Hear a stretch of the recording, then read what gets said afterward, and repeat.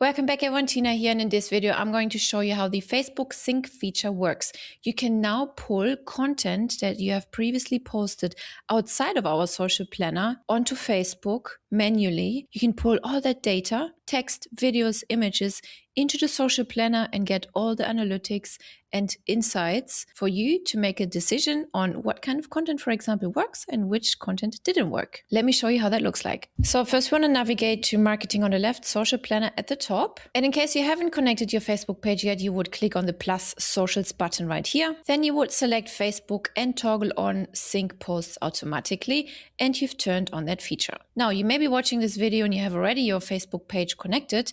Then you just want to go to settings, then you want to click on Facebook, and then right here you have the option to sync posts. Turn this on, and now it is syncing posts from the last 30 days, and it will keep resyncing it every 24 hours. Now let's go back and click on statistics. Right here you can then see all the data consolidated from the posts that you've scheduled within the planner, as well as from the posts that you've scheduled or posted immediately on Facebook directly outside of this planner. Right here you can also change the time frame for when exactly you would like to see the data, and here you can switch between channels as well. If you see this disconnect or expired message, please follow the reconnect prompt to resume syncing. Should your Facebook page be disconnected from the social planner, then also the syncing will stop. You just then need to go and refresh the token with Facebook in order for the syncing to continue. Also, you can turn off the syncing anytime you want. And remember, the synced content supports text, images, as well as videos. I hope you like this feature, and be sure to check out all of our free white label videos, support snapshots, review snapshots, courses, SOPs, and much more,